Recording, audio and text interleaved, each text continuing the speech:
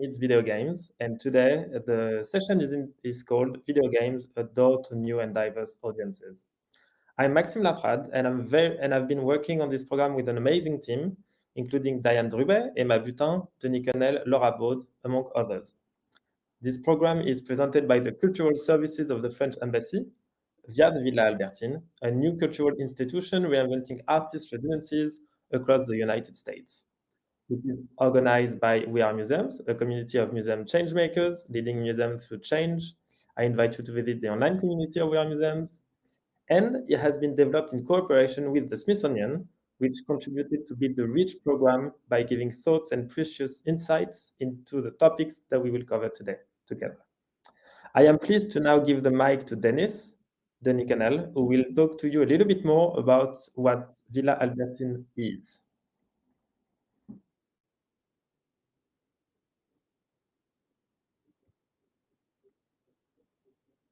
Our series of online lectures and workshops. I would like to warmly thank all the speakers that have been participating to this program, and especially We Are Museum, our partners and friends that made this program possible. So as Maxime said, this program is an initiative of Villa Albertine, which is a new French institution for arts and ideas that has been launched in the United States just 1 month ago. And with a permanent presence in 10 major US cities, including DC, of course, it aims to foster in-depth exploratory residencies for artists, thinkers, and cultural professionals from all different creative disciplines.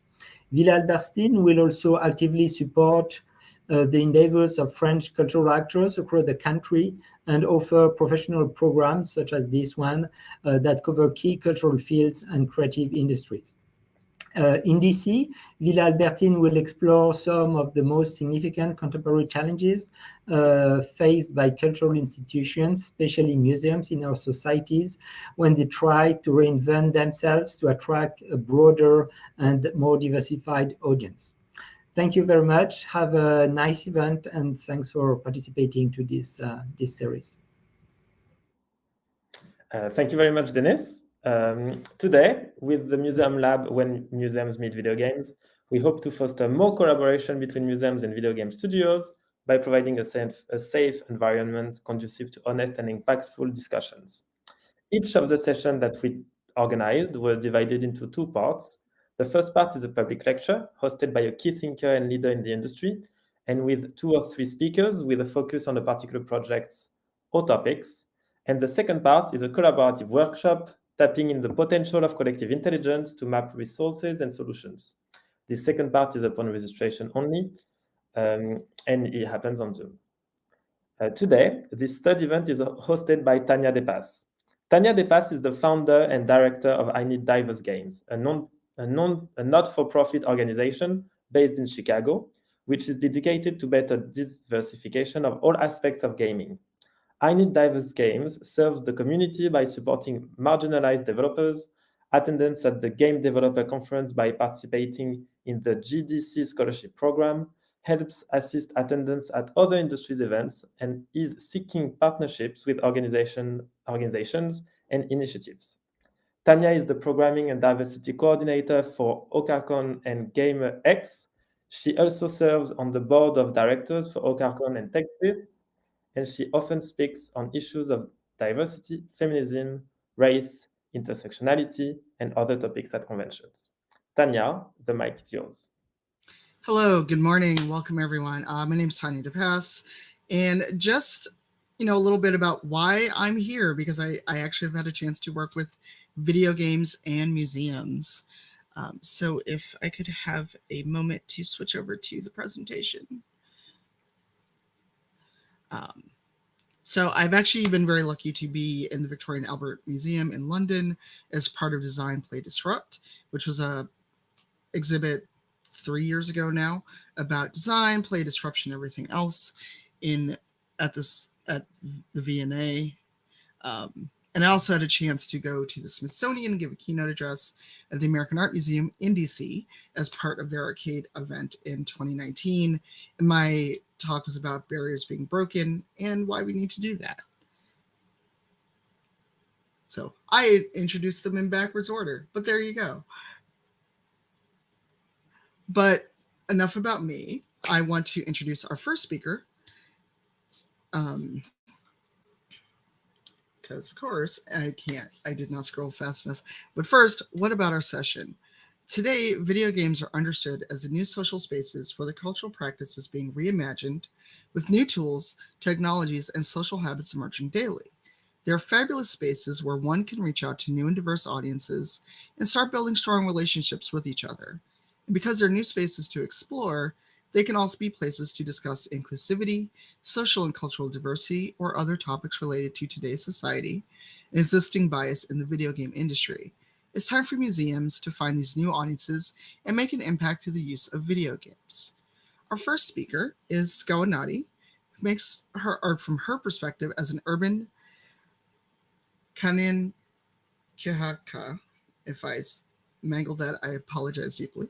Woman, and as a cyberpunk avatar, her machinimas, still images, textiles, and sculpture have been presented internationally and are included in the collections of the National Gallery of Canada, Musée d'Art Contemporaire. Wow, I'm messing all of this up. The Contemporary Art Museum of Montreal and the Toma Foundation, among others. Recipient of a 2020 Smithsonian Artist Research Fellowship, a Visiting Artist Fellowship at the Eccles Center for American Studies at the British Library, and an honorary doctorate from the Minneapolis College of Art and Design. She's also a proud member of the Guild of Future Architects and a founding board member of the Daphne, Montreal's first Indigenous artist-run center. She co-directs Aboriginal Territories in Cyberspace, a research creation network based at Concordia University, where she received her BFA, and is a co-director of their Skins workshop in Indigenous storytelling and digital media, and the artistic director of Abtech Gallery, their virtual contemporary art space. Originally from Mohawk Territories, Skawanati resides in Montreal. She's represented by Elephant. Though not your typical gamer, she has battled and vanquished past addictions to Tetris, the arcade version, important distinction, SSX snowboarding, and Bejeweled, among others, and has for the last decade been making machinima in Second Life. Skawanati, the mic is yours.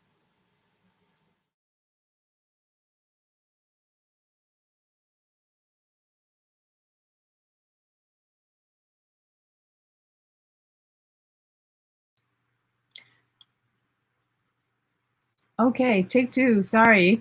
First of all, Nyawagoa, Tanya, very much for that introduction, and I apologize to you because you asked me to send you some pronunciation tips, and I forgot to do that. So, Sego Sewo Guego, Skawanati Ujets, Ganyange Haga is the nation I am from, the Mohawks, and that was the thing, that's how you say it. So today I have a presentation for you. Let me hope it works. Hope you can all see that.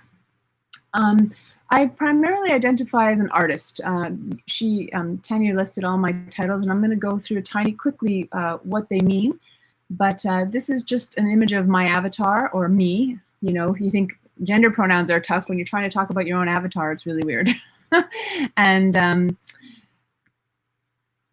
this machinimograph, as I like to call it, because if a machinima is a movie made in a virtual environment, then a picture taken there must be a machinimograph. This shows you what I look like in Second Life. The Initiative for Indigenous Futures is a partnership grant funded by the Social Sciences and Humanities Research Council of Canada. And we were very lucky and happy to receive 7 years of funding to encourage Indigenous artists and thinkers to think about the future. Native people are very rarely found in the future. We're a literary device to represent the past most of the time, and I didn't think that was working for me. So this is like a very, it was a very long journey to get to the point where we got this 7-year grant to do this, but that's what we do. And when I say we, the Initiative for Indigenous Futures is a partnership of institutions across Canada. I won't name them all. We have a beautiful website you can take a look at. But Jason Edward Lewis is its prime director. I can't remember his title, but he leads it. And he's also my partner in Aboriginal Territories in Cyberspace. Aboriginal Territories in Cyberspace is actually the container project, the research creation network that created the Initiative for Indigenous Futures, and also, another thing I'm going to tell you about in 1 second. But I wanted to define cyberspace for this audience because I think it means different things for different people. And this is my equation of what cyberspace is: software, websites, video games, apps, online worlds, virtual reality, augmented reality, artificial intelligence, and whatever else is coming next. The metaverse, perhaps. The other project that we have done is called Skins, and that's the video game workshop that was mentioned in my bio. And it's really about making sure Indigenous youth are playing video games just like all the other kids are, but they're not seeing themselves. They're the least represented probably people in video games of everyone. And so we wanted to not only help Indigenous kids become producers, not just consumers of video games, but we also wanted them to know that there was a value added of bringing their experiences as Native people to the video game world.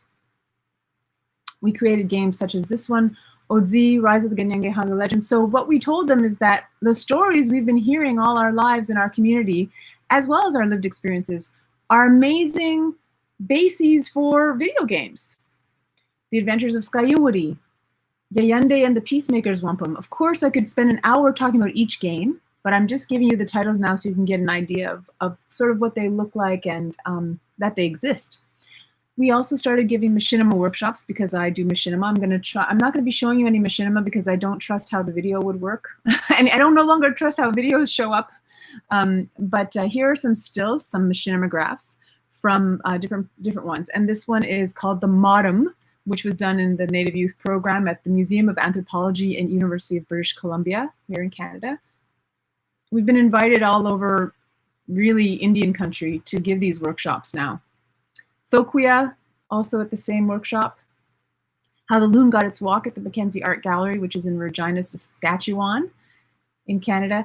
And we've been diversifying these workshops for a number of reasons and to fit a number of needs.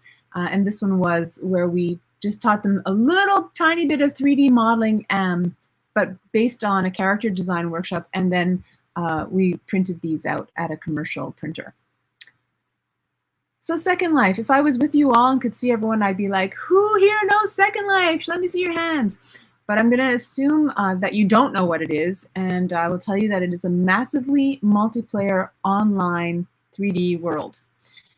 It is a place where the users are encouraged to customize their avatars, to build their own environments. And this is why I thought it was such a great place for creating machinima, because I could make sets and I could customize these avatars to become characters in movies. However, I also felt that it was a great place for meeting. And so I guess I'll be talking about that a bit because I went off my script a little bit. I already told you what machinima is, I think. I mean, I just described it really. It's when you can make a movie inside of a virtual world. A lot of people recognize the machinima Red versus Blue, which was made in the video game Halo. I make my video games in Second Life. I make my movies in Second Life. The first movie I made is called Time Traveler TM, and it's actually a collection of 9 episodes. You can see them online at timetravelertm.com, I think, or maybe .net, but 2 L's, you'll find it. And it's a story about a young Mohawk man living in the year 2121 who uses his edutainment system, these kind of glasses, to basically go into a virtual world, sort of, to discover his history. And he visits his significant historical events such as the 1990 Oka crisis. He falls in love, and he falls in love with a woman from our present, Garakwahawi, another Mohawk person, and she moves to the future. And this was, of course, there's many themes in this movie, but I wanted to make the statement that Indigenous people are in the future, and we can choose the future. Excuse me. She Falls for Ages is another machinima, which is basically a sci-fi retelling of the Haudenosaunee creation story. And so I won't spend too much time describing that because I have more to tell you and I only have 10 minutes. But The Peacemaker Returns is another time that I took an old ancient story of ours and I brought it into the future. And The Peacemaker is the story of how our confederacy, the Iroquois Confederacy of 5 once warring nations, came together. And because there are museum people in the crowd, I wanted to mention that this was shown not in not in a museum, not because it was shown in a museum, but because this was another way of showing it, which was that we projected the video, but we also had a place where people could sit and watch it. So they were sitting in this futuristic longhouse structure. So the other thing I was talking about before, which was that I thought Second Life could be a really amazing place for Indigenous people to meet. I wanted to create, I had lots of experience with this, with a project I previously did called Cyber Powwow, using another social media, back then social media, different kind of social media, and this was in the 90s, a social media platform called The Palace. And that's where I first learned what an avatar was. And these people, these avatars would show up in these rooms and they would socialize. And I felt like it would be a really great idea for Indigenous people to have a room to socialize in too. And so I did that with Cyber Powwow. And then, so the Palace was all 2D. And then when I discovered Second Life, I was like, oh yeah, we need to move here where we can customize our avatars, we can indigenize our avatars, we can walk around and sit around and talk. It's a way for Indigenous people, especially like Indigenous artists who are separated by vast territory, to come together in one space and be together and talk about our shared experiences. So what I'm showing you now in this slide is called Activating Abtech Island, because so our island in Second Life is open for people to come and visit. Anyone can visit 24/7, but once a week we have staff members, Abtech research assistants on the island available to help people come and to help people in any way. Like we can give them a tour, we can just chat with them, we can tell them we can help them customize their avatars if they like. At the moment, we have these Activating Abtech Island takes place on Wednesday afternoons, Eastern Standard Time. So if you want to come visit us, we would be happy to welcome you. So this is like a beautiful machinematograph, I think, that I took, but this is a little bit more like what it would look like to you. And I'm hoping if there's time for me, because I haven't set my alarm, I'm sorry, so someone's gonna have to give me a little timeout sign when I'm getting too close to the end. This is how it would look if you really were to visit. And I'm hoping to show you a little bit of Second Life in a second as well. We had, during COVID, our Second Life Island became quite useful because we started to have staff meetings in Second Life. And so this is just our staff sitting around a campfire talking about computers. Also, thanks to COVID, a gallery that I had built as a set for one of my machinimas became obvious to us when all these other galleries were going online, and by online they meant they would show their collections on the web or they would show their exhibitions on the web, which is totally cool. We were like, but we have a gallery, a virtual gallery where people can walk around and interact with the art. And so we opened it to the public, and we, paid the artists, and slowly but surely, people started to ask us if they could show their work in our virtual gallery. And so that's the case here with A Thread That Never Breaks. I wanted to show you this slide just so you can see our Abtech Gallery logo, but here's a nicer picture of the opening area of A Thread That Never Breaks. Oh, really? Okay, well, here are pictures of all the shows, and I won't tell you anything about them. But particles, you can have particles in a show in Second Life. Here's a video. Of course, it's just a still so you can't see it moving. In a real black box, like everything's black. Reformatted, you can have just paintings, of course, put on the wall, sculpture, Indigenous Futures Rooted and Ascending, that's someone who partnered with us to do a show of their own. You can have beadwork, gigantic and hanging in space, sound art, Skutne Junis, Many Faces, One Mind, Indigenous youth showing their work from one of our workshops, the Skins workshops. And that's it. Yawa, thank you. And I spilt my water. Oh no, I'm so sorry. Well, thank you so much, Skawanati, for the great talk.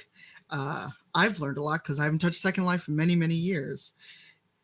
So we're ready for our next presentation from Deborah Papernick, who has been with Ubisoft for 25 years, holding different positions in marketing, business development, and game development. Passionate about building bridges between different industries, Deborah explores new business opportunities for Ubisoft, looking beyond the world of video games to bring its brands to wider audiences and to share the company's expertise with new sectors. An appreciated dealmaker and inspiring leader, she develops innovative partnerships and new forms of entertainment in a broad range of industries: live entertainment, location-based VR and AR, music, health, mobility, and culture. Her teams have been very active in the culture field in the last few years, developing immersive experiences for museums or exhibitions. Today, she'll tell us more about the Lady Sapiens Project, a multifaceted global project that is exemplary in the way documentary producers, research, video games, and museums can collaborate and innovate together. Innovate means both going... Sorry, I had some static. I'm not sure where that came from. Innovate meaning both going further on each of our own fields and reaching new audiences. Let's see how Lady Sapiens is breaking Paleolithic stereotypes. Deborah, the mic is yours. Thank you. Hello, everyone. So when you think Ubisoft and culture, the first brand that comes to mind is most of the time Assassin's Creed and the Discovery Tour. Today, I'd like to take you a few more years back in time to the Paleolithic era. So in 2018, French documentary producers who had already worked on Neanderthal were brainstorming about doing a Homo sapiens documentary. It was actually right in the middle of the Me Too conversation, and they realized that the topic of the prehistorical woman had never been covered by a film. So they wondered, is there something to say? Did we forget that women were doing something during prehistory? And actually they realized that new scientific discoveries show that women and men actually worked together to meet the needs of the clan, according to each person's skills. It was not a question of gender. So instead of a documentary about Homo sapiens, they decided to go for Lady Sapiens. So they presented the idea to France Télévisions, who loved the idea, but questioned how they would represent the Paleolithic in the documentary. Because when you broadcast a film in prime time on national and international TV, showing just researchers, trees, and a few bones, it's not very appealing. You don't speak to the large public. And when you look at the traditional iconography about prehistory, that's what you can see. You can see a woman that's either weak or submissive or sweeping the cave, but actually not very active. So it's really a problem. And what documentaries do is either they go to the films to find images, or they can reenact and do live filming with actors, or they can do animation, but all that is very costly and it takes a lot of time. One of the co-scenarists of the documentary, his name is Jacques Malater, he served as a consultant on one of Ubisoft's games called Far Cry Primal, a game released in 2016. This was an action-adventure, mature-rated game that tells a story of survival in an open world filled with hostile tribes and animals. The game was a great success because of its gameplay, of course, but also thanks to the precise recreation of the Paleolithic. And our development teams went as far as creating several dialects with linguists, and languages that could have existed in the Paleolithic. And this work was actually praised in the scientific press. So Sophie Parot, the producer from Little Big Story, contacted us, and we agreed to include in-game footage of Far Cry Primal in the documentary. Based on the first teaser using images of the game, she built an international co-production between France and Canada with Ideacom, and that will mean also broadcast on Radio-Canada Explorer and TV Ontario, soon joined by PBS in the US, NHK in Japan, and others. And I let you discover the trailer of the 90-minute film and actually also a 52-minute version. The 90-minute was broadcasted on France Télévisions in September, and on PBS it was a couple of weeks ago.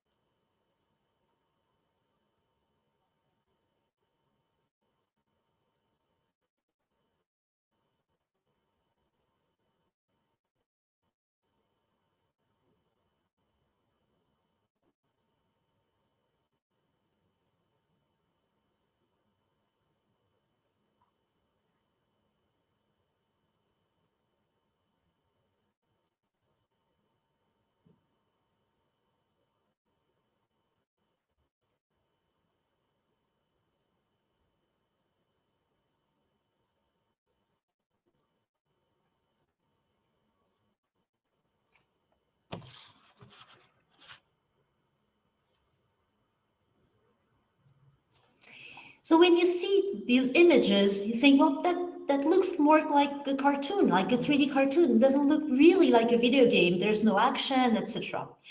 The way we did that is that Thomas Siroto, the author of the documentary, he played the game. And actually, the first thing they had to buy for the documentary production was a PlayStation. So he played the game and all its campaigns thoroughly. And he scouted for location the same exact way he would have done in the real physical world. And in our games, we have a specific camera that was initially developed for marketing purposes that works like a drone, that we can drive inside the virtual world and film whatever we want. And we can even decide to film things without menu. We can decide to put a woman who's doing this or that, just as a support of the scientific purpose that's explained in the documentary. We can include animals, etc., in the scenes. The idea really was to illustrate the scientific purpose where it's meaningful. And for the scenes that they couldn't find in our game, for these scenes, they created live recording. For example, to illustrate the relationship between men and women, it was better and more precise to go for live action. And in the end, the images for Far Cry represent 17 minutes for the 90-minute documentary. It's the first time that a video game comes here to illustrate a scientific doc. And France Télévisions loved the project so much that they also decided to add a kids version for Lumni. It's their kids channel and website. The same images of the documentary were recut in 7 capsules of 6 minutes, organized by theme. Woman artist, her relationship to nature, woman athlete, mother, hunter, craftswoman, and then the sound, the commentary of the documentary was, of course, recorded and adapted to children. There's also a beautiful Lady Sapiens book that was released along with the movie in September. And it was extremely successful. Usually, a documentary on the Thursday night science section is about 700,000 viewers. When it was broadcasted in September, it was double that. It was 1.4 million viewers. So it's an excellent score. That's just for France. It doesn't include the replay and VOD. And I don't have the figures yet for the US. And then it's going to roll out country by country in the next months. So the documentary itself was meant to be very immersive, but we wanted to go one step further. And we agreed that the most immersive media today is VR. So we decided to create a Lady Sapiens virtual reality experience in parallel of the documentary to put you really in the shoes of Lady Sapiens. So we created a 12-minute 6 degrees of freedom VR experience where you are Lady Sapiens and you perform different activities within the clan. I'll let you discover also some images from the VR.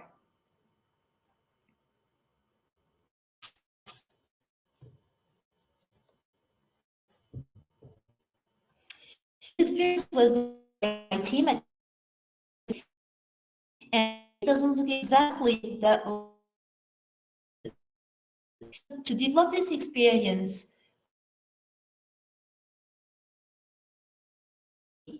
we created a new experience, but we used assets from the game. We there's plenty of things that existed in the game. We extracted them and then we built the VR experience as a separate project. It's not even the same game engine. For Far Cry Primal, it's a proprietary Ubisoft engine, and for the VR experience, we're using Unity. My team does a lot of location-based VR, and we're used to developing experience for the large public, often for non-gamers. We also collaborated with an author, with an external author, which is very rare, because in the video games industry, most of the time, it's a collective work and the authors are part of the team. Here, we had an external author, and we also collaborated with the distributor of the experience. And I'm convinced that when you want to do an experience for museum, it's very important to work with the distributor, to work with the location, the museum. It's much more efficient than if the creator of the experience does it by itself and then finds a place to sell the experience.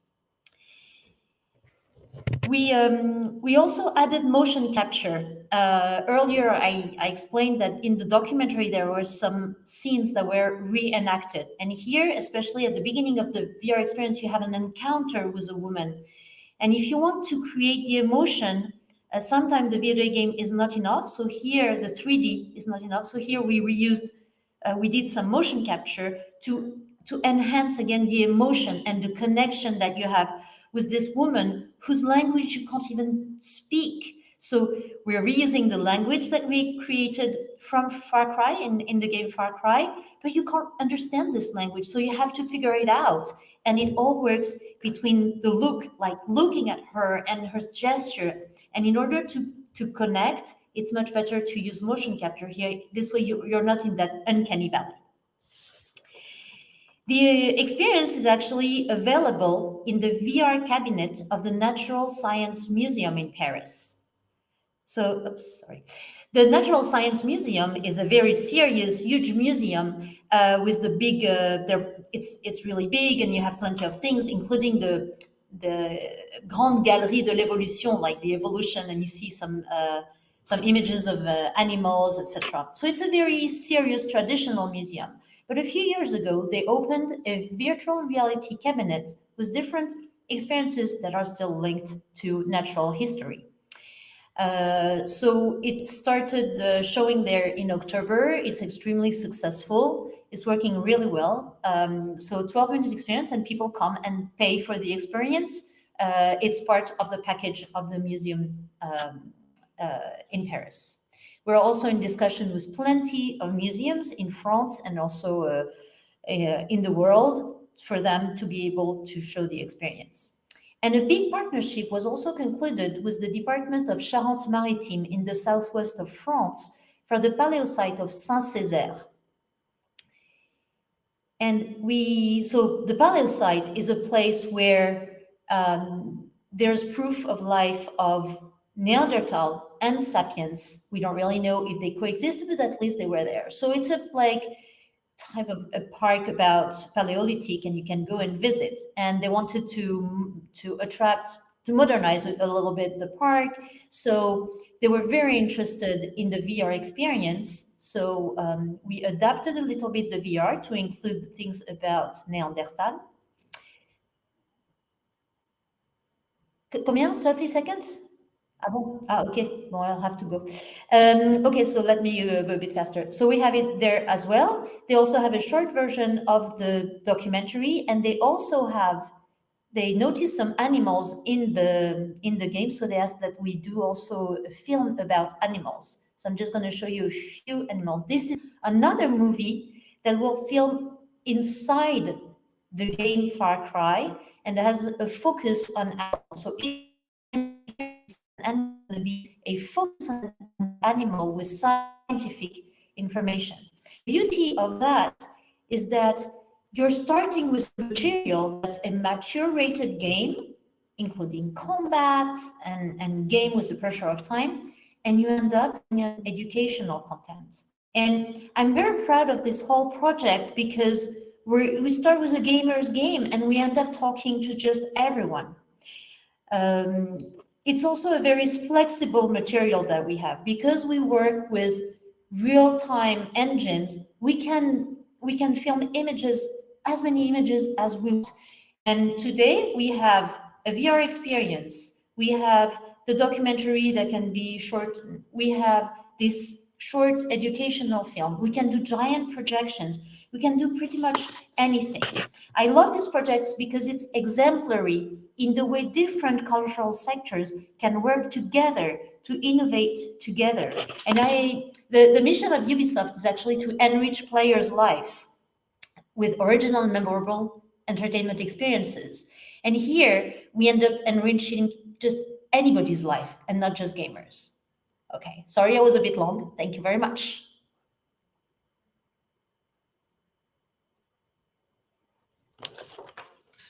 Hi, welcome back, everyone. Thank you both for your talks. They were great. I learned a lot, and as a big nerd who really enjoys like Ubisoft games, especially the immersive museum-like experience after Assassin's Creed games, I was very excited about that. So thank you. We got a lot of questions. However, we only have 10 minutes, so we're going to get through a few of them, hopefully. But we got a lot of good questions for Scawanati. And here's one that I think would be interesting for the audience and for us. What does the development process for a Second Life gallery look like? How long does it take? How complex is it, etc.? Yes, that's a very good question and a tough one to answer. It can easily take up 10 minutes. I would say, you know, we've been in Second Life I've been with a team of students, of research assistants, since 2006 or 7. And we've learned so much over that time.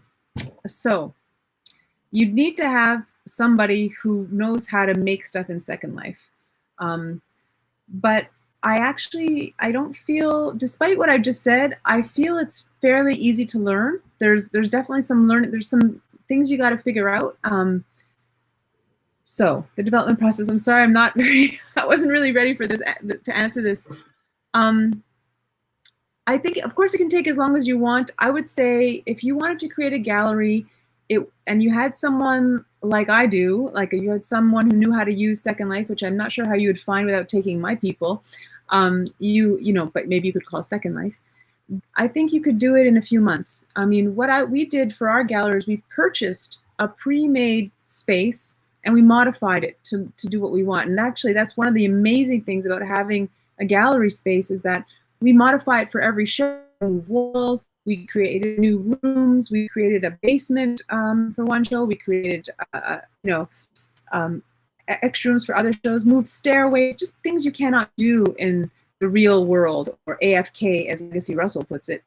So I think once you've purchased, or if you can purchase a space and you could just use it as is, then you figure out how to put the work in there. So that's a transmediation process. Putting up pictures is a snap. Like if you had photography, if you had 2D artworks of any kind, that takes very little time. I'm talking about a day or two. If you want to do something more interesting, or what I thought was very interesting, then you think about how work, like a textile work, how could it be translated in the digital world? So that's a conceptual work. So of course that can take however it takes you to figure that out. If you have different ideas, like we did, I guess it took us conversation with the artists. It took some back and forth over a number of weeks. We put up the shows in, we like to have about 4 weeks, I guess. That might be, anyway, give or take. So like I said, this is a long conversation, but I hope that gives you an idea of what it might be to develop it. A combination of purchasing pre-made things and creating unique assets. Thank you. Deborah, this is a question that came in while you were finishing up. They want to know, how do you manage to coordinate the work with so many diverse teams, like scientists, designers, technical staff, and? So the way we work is actually the research is done in the beginning. So when we work on any game, there is always research involved. First with our internal research team that's composed of historian, people specialized in geography, sociology, etc. So they do their initial research and then they go and identify specific experts for each topic. For example, if we do a game about the American Revolution, we're going to go and find the expert about the weapons of the American Revolution. Actually, for that game about the American Revolution, we also talk to communities of indigenous people to make sure that we respect their community and we translate that correctly inside our game. So we have plenty of sources, and that's at the beginning. And then when we develop the game, our teams integrate all that, they talk to these experts, and my team has access to this final material that's already validated with the experts that we went to see all that. The documentary producers, they do exactly the same things. They work with experts, researchers, etc. They produce their documentary, and then we put all that together. But my team doesn't really need, on this project, for example, didn't need to talk to the researcher. The other teams at Ubisoft had done the work, and the producer of the documentary had done it as well. Thank you. All right, we've got time for one more question each. So I think this is a good question, what a lot of people might want to know, Sko and Adi. I know that your focus is North America. Are you planning to expand this initiative to Latin American Indigenous people? So the way we work is, we're not a company. I'm based in a university. This is on a grant. We started off wanting to keep it small, if you can call Canada small, because I mean it's really very diverse in the kinds of people in the native tribes, to use an American term, or bands or communities.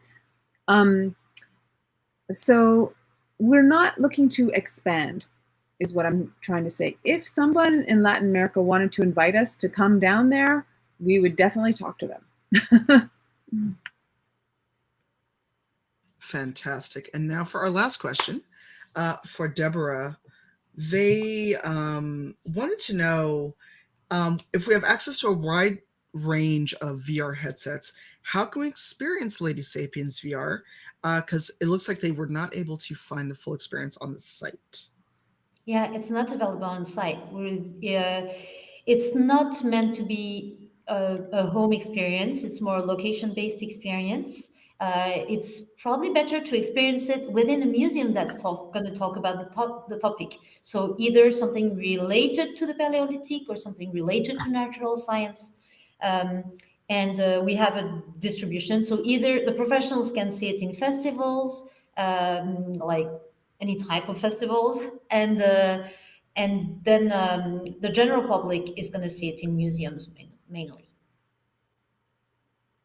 There's a 360 video though that might be available. Okay, cool. I will look for that once I'm not about to run out the door. So I'm going to turn this over to Maxime. Thank you for having me here to host. This was fun. I've learned a lot, and it's just made my nerdy little heart happy, because you can literally leave me in a museum anywhere in the world and I'll be happy. So Maxime, take us to the end, please. Thank you very much, Tanya. Thank you, Tanya, for moderating today. Thank you, Sko and Adi, and thank you, Deborah, for joining and for your intervention and the Q&A at the end. This is the end of this event. This is also the end of the program. We had 3 events. This is the last one. So with the Villa Albertine, the French Embassy in the United States, We Are Museums, and the Smithsonian, I really want to thank you all for attending today and for everybody who attended the events before. We hope that you found it interesting, as we liked organizing it. But it's not finished. We still have the workshop after this event. So for everybody who wants to participate in the workshop, I will meet you on Zoom right away. Thank you very much again, and have a nice day or evening.